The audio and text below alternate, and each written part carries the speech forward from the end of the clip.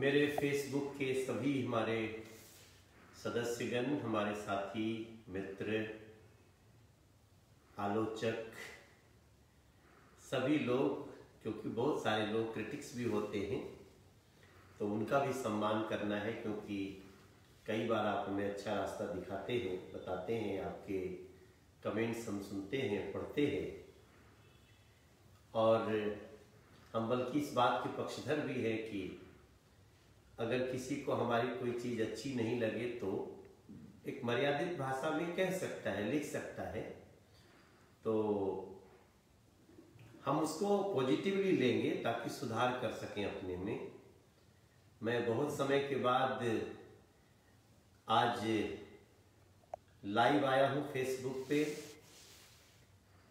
एक लंबे समय से भाग दौड़ रही बिहार के चुनाव से लेकर के और फिर अपनी लोकसभा क्षेत्र के सब कुछ कार्यक्रमों में आज गोवर्धन पूजा है मेरे भाई बहन, मेरे साथीगण, और गोवर्धन पूजा की आप सभी को बहुत बधाइयाँ, शुभकामनाएं।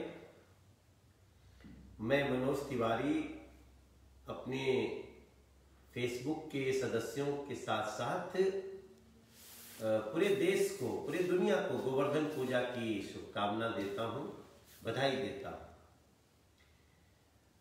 अब आज दोपहर में जैसे मैंने सोचा कि गोवर्धन पूजा है तो हम कई लोग साथ में बैठे थे, तो मैंने किसी से पूछा गोवर्धन पूजा क्यों होती है, तो कई लोगों को पता ही नहीं था कि गोवर्धन पूजा की कहानी क्या है, क्यों मनाई जाती है। तो मैंने निर्णय किया कि आज हम 4-5 मिनट में गोवर्धन पूजा की कहानी आज अपने फेसबुक पे लोगों से शेयर करेंगे। क्योंकि आपको बताऊं, मैंने भागवत पुराण भी हम पढ़े हैं, हम दुर्गा सप्तशती जी का भी अध्ययन करते हैं, हम रामायण, रामचरितमानस भी बहुत पढ़े हैं, रामलीलाएं भी करते समय लोगों को तैयार कराना, बहुत स्टडी किया और सभी को करना ही चाहिए समय मिले तो। ये पौराणिक कथाएं हैं, तो मैं आज आपको ये बताना चाहता हूं, जो जानते होंगे वो तो जानते ही होंगे, लेकिन जो नहीं जानते होंगे उनके लिए ये कहानी बहुत महत्वपूर्ण होगी। क्योंकि क्या है भाई बहन कि हम लोग बहुत सारी त्योहार आते हैं, हम शुभकामना दे देते हैं, लेकिन हमको पता नहीं होता उसकी मूल कथा। गोवर्धन पूजा प्रकृति पूजा के लिए लोगों को उत्साहित करता है, प्रोत्साहित करता है। भगवान श्री कृष्ण के मन में ये था कि प्रकृति की पूजा होनी चाहिए, देवता का सम्मान होना चाहिए, लेकिन पूजा प्रकृति की होनी चाहिए, जल का, वृक्ष का, पहाड़ का। इस कहानी से मैंने ऐसा अर्थ निकाला है अपना, क्योंकि कृष्ण जब पैदा हुए तो बहुत समय तक थोड़ी पता था सबको कि वो भगवान है, भगवान के अवतार हैं, महामानव हैं। तो एक समय की बात है कि ब्रज में, वृंदावन ग्राम में, भगवान श्री कृष्ण के गांव में श्री कृष्ण ने देखा कि पूजा कर रहे हैं लोग, ब्रज के लोग, और पूजा बड़ी धूमधाम से, गायों को सजाया जा रहा है, सब कुछ किया जा रहा है, पकवान बन रहे हैं। तो उन्होंने पूछा कि भाई ये पूजा किसकी हो रही है? तो लोगों ने कहा ये देवराज इंद्र की पूजा हो रही है। तो श्री कृष्ण को थोड़ा आश्चर्य हुआ। फिर वो अपनी मां के पास गए तो देखा मां भी पूजा कर रही है, मां भी देवराज इंद्र जी की पूजा कर रही है। तो भगवान श्री कृष्ण ने अपनी माता जी से कहा कि मां, ये इंद्र की पूजा क्यों कर रहे हैं हम लोग? तो मां ने कहा कि भाई इंद्र की कृपा से वृष्टि होती है, बारिश होती है, तो जो बारिश देता है उसकी पूजा कर रहे हैं। तो भगवान श्री कृष्ण ने मां से कहा कि ऐसा ठीक नहीं है, हमारी गाय तो गोवर्धन पर्वत पे चरती हैं, हमारे गांव को लकड़ी वहां से मिलती है, हमारे गांव को रोजगार तो गोवर्धन पर्वत से मिलता है, तो फिर हमें तो गोवर्धन पर्वत की पूजा करनी चाहिए। मां को जैसा भी लगा होगा, अटपटा लगा होगा, या जैसा, उन्होंने एक बार फिर से समझाया, बोला पिताजी से बोलो। अपने पिताजी से भी बात की नंद बाबा से, उन्होंने भी कहा देखो भाई ये तो प्रथा चली आ रही है बहुत वर्षों से, तो इंद्र की पूजा हो रही है। फिर उन्होंने नंद बाबा को भी समझाया, फिर पूरे जितने गोपियां थीं, ब्रजग्राम के लोग थे, सबके मन में उत्सुकता थी, तो बहुत समय से पूजा चली आ रही है। फिर सबको भगवान श्री कृष्ण ने समझाया कि पूजा गोवर्धन पर्वत की क्यों नहीं, जहां से हमारी गायों को घास मिलता है, चारा मिलता है, हमारे गांव के लोगों को रोजगार मिलता है, वहां से जाके लकड़ियां लाते हैं, वहां हम खेलते कूदते हैं, हम उनको देख रहे हैं सामने, जो देख रहे हैं उनकी पूजा होनी चाहिए। देवता का सम्मान करना ठीक है, लेकिन पूजा तो हमें। तो पूरा फिर ब्रजग्राम, नंद बाबा, मां यशोदा, सब लोग तैयार हो गए और कृष्ण की बातों पे विश्वास हो गया और सबने गोवर्धन पूजा की शुरुआत कर दी। अब इंद्र महोत्सव बंद हो गया, गोवर्धन महोत्सव शुरू हो गया। तो कहीं से पता चला इंद्र महाराज को कि भाई ये तो, नारद जी जाके बताए कि भाई अब आपके ब्रज में आपकी पूजा नहीं हो रही है, अब तो गोवर्धन महोत्सव हो रहा है। तो इंद्र को गुस्सा आया, भगवान इंद्र कुपित हुए, उनको पता तो था नहीं कि भगवान कृष्ण के रूप में कौन आया है। तो मैं काफी स्टडी करने के बाद ही कहानी आपको सुना रहा हूं। भगवान कृष्ण को नहीं जानते थे इंद्र, और उनको लगा कि ब्रजवालों ने तो हमारा अनादर कर दिया, अपमान हो गया, तो अब मैं बदला लूंगा। बिना कुछ सोचे समझे बदला लेने के लिए मूसलाधार बारिश, प्रलयंकारी बारिश, ऐसी बारिश की मतलब लोग भागने लगे, चिल्लाने लगे, ब्रजग्राम डूबने लगा, वृंदावन में कोहराम मच गया, प्रलय के समान बूंदें गिरनी शुरू हो गई और सभी लोग भाग करके कृष्ण के पास कि कृष्ण ये क्या हुआ, बचाओ, क्या हो गया ये। भगवान कृष्ण ने बात समझ लिया कि इंद्र को घमंड हो गया, और ईश्वर तो वही है ना जो घमंड को चूर करता है, घमंड को तोड़ता है। भगवान हमेशा अहंकार को समाप्त करते हैं, वो उनका प्रिय भी हो तो क्यों नहीं। भगवान कृष्ण ने गोवर्धन पर्वत को ही अपनी उंगली पे उठा लिया। आश्चर्य होना ही था, अब पूरे गांव को लगा रहे हमारा ये लल्ला, हमारा कन्हैया पूरे पर्वत को उठा लिया। खैर उस समय तो बड़ी भारी आपत्ति थी, विपत्ति थी, और सब लोग, उन्होंने कहते हैं कि अपने कनिष्ठ उंगली पे कृष्ण ने गोवर्धन पर्वत को उठा करके पूरे ब्रजग्राम को रक्षा कर लिया। और ये एक दो दिन नहीं हुआ, ऐसा भागवत पुराण में है कि ऐसा 7 दिन तक, वो दिन जो भी होता हो, हम उसमें नहीं जाना चाहते कितने समय का दिन होता था, लेकिन 7 दिन तक कृष्ण अपने कनिष्ठ उंगली पर उठाए रहे गोवर्धन को, सभी लोग उसमें सुरक्षित रहे, किसी को जरा भी परेशानी नहीं हुई। यहां तक भी कथा है कि कृष्ण को और गुस्सा आ गया, तो उन्होंने कहा कि हम पहाड़ को गला देंगे। तो भगवान कृष्ण ने फिर अपने चक्र सुदर्शन को भी उसमें इन्वॉल्व किया। उन्होंने चक्र सुदर्शन को भी, हम आज की भाषा में बोल रहे हैं, माफ करिएगा, कि उन्होंने चक्र सुदर्शन को भी आदेशित किया कि तुम इस प्रलयंकारी बारिश का असर कम करो। उन्होंने शेषनाग को भी कहा कि आप भी अपनी जुगत लगाओ।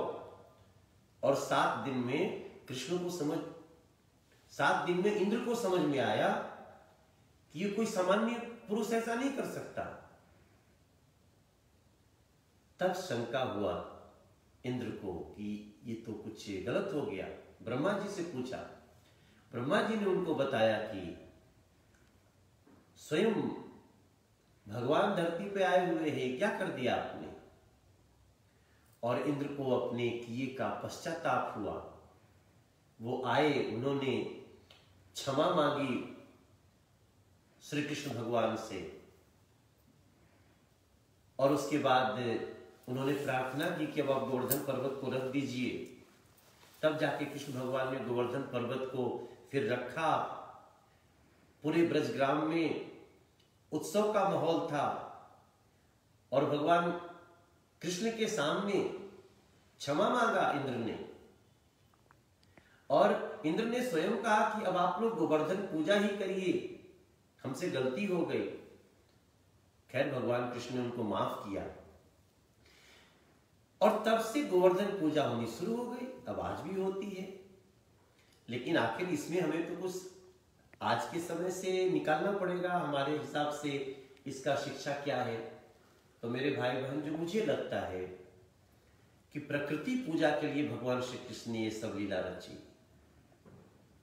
पर्वत की पूजा हो, वृक्ष की पूजा हो, जल की पूजा हो। और आज जिस प्रकार से हम देखिए ना, हम दिल्ली में हैं, दिल्ली में कैसा वायुमंडल कितना प्रदूषित हो चुका है। पोल्यूशन से हम कैसे परेशान हैं। क्यों? क्योंकि हम पोल्यूशन का रास्ता नहीं निकाल पा रहे हैं समय से। तो सभी को, मैं किसी को इसमें कोई राजनीतिक दोषारोपण करने के लिए मैं ये कहानी नहीं कह रहा हूं, लेकिन हर स्टेट में जो भी सरकारें हों, उनको गोवर्धन पूजा जैसी कहानियों से सीखना चाहिए कि भगवान श्री कृष्ण ने क्यों गोवर्धन पर्वत उठाया, क्यों गोवर्धन पर्वत की पूजा करने को कही। हमें भी आज प्रकृति से जुड़ना चाहिए, उनका सम्मान करना चाहिए, ताकि हम पोल्यूशन से बच सकें। इस कोरोना काल में कई बार हमने देखा ना, जब सब कुछ बंद हो गया तो हवा भी साफ हो गया, नदी भी साफ हो गई, पहाड़ भी साफ हो गए। क्या कई चीजें बहुत अच्छी हुई। तो मैं आज आपका कमेंट्स नहीं पढ़ पा रहा हूं, मैं बस एक तरफा चल रहा हूं, लेकिन बाद में आपके मैं कमेंट्स पढ़ूंगा। और मेरी आप सबसे प्रार्थना है कि आइए हम सब गोवर्धन पूजा का, जैसे छठ का त्योहार आ रहा है, तो मेरे भाई बहन, अब कोरोना का संकट है, ठीक है, कोरोना से बचना भी जरूरी है, लेकिन छठ भी प्रकृति की पूजा है। जहां जल हो वही छठ होगा। तो जल तो संरक्षण करना पड़ेगा, तालाब बनाना पड़ेगा, नदी को साफ रखना पड़ेगा, घाट छीलना पड़ेगा। तो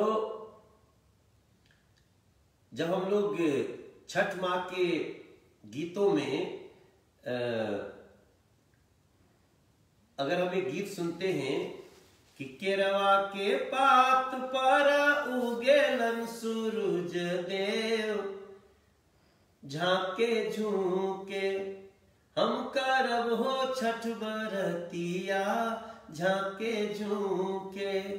अब ये छठ व्रती का सोच है कि केरवा के पात पर उगेलन सूरज देव, उसका विश्वास है कि केले के पात से ही आते हैं। तो केला का पात महत्वपूर्ण है। अरे नरियर वाजे फरेला घवद से, ओह पे सुगा मेर राय, केरवाजे फरेला घवद से। सब तो प्रकृति की है। अरे कहवा पैबो सुपवा सुपेलिया से अर्घ दिया, कहवा पैबो उखियाए अम्मा कैसे छठी या सुहार। किसान रहेगा, संभल रहेगा तो ही गन्ना होगा, तभी तो होगा। जल होना चाहिए, नारियल होना चाहिए, अमरूद होना चाहिए, सूप होना चाहिए, न जाति, अगर किसी अनुसूचित जाति के यहाँ भी सुख बनता है तो उसको लेना है। ये जो प्रकृति का पूजा है वो गोवर्धन पूजा से निकलता है मेरे भाई बहन। मैं ऐसा मानता हूं कि आइए हम गोवर्धन पूजा में से प्रकृति पूजा के भाव को निकालें, और किसी को दोष नहीं देना है। क्या किसी सरकार को दोष दें, क्या किसी मुख्यमंत्री को दोष दें। आइए हम सब सजग होते हैं प्रकृति के प्रति, वायुमंडल के प्रति, अपने घर के आसपास सड़कों गलियों को स्वच्छ रखने के प्रति। उसकी पूजा में ही भगवान गोवर्धन की पूजा है, भगवान श्री कृष्ण की पूजा है। श्री कृष्ण भगवान ने ऐसा बताया, इसलिए उनकी पूजा करते हैं। अन्नकूट महोत्सव भी होता है। तो ये सब कुछ में मैं समझता हूं जो मैं थोड़ा सा आप सबको बताना चाहता था वो मैंने बता दिया है। और आप लोग हमारा ज्ञान सबसे बड़ा नहीं है, हम थोड़ी सी बातों को जोड़े हैं, और अगर जोड़े हैं तो उसमें से ज्यादा अपना मन मस्तिष्क की जानकारी जुटा के आप लोग भी लगा लें, और हम लोग फिर मिलेंगे। भगवान श्री कृष्ण की जय। जय श्री कृष्ण। गोवर्धन पूजा की सबको शुभकामनाएं। फिर मुलाकात होगी। अपनी ज्ञान भर थोड़ी सी बात बताया हूँ, फिर आगे कुछ होगा तो बात करेंगे। और कोई हमसे गलती वलती हो जाए कभी तो क्षमा भी कर दीजिएगा, इंसान हूँ। और बताते भी रहिएगा। बिहार के लोगों को विशेष धन्यवाद, बड़ा हम लोगों का प्रचंड दिवाली कर दिए हैं। और आप सभी को प्रणाम। जय हिंद, जय गोवर्धन पूजा की, जय श्री कृष्ण भगवान।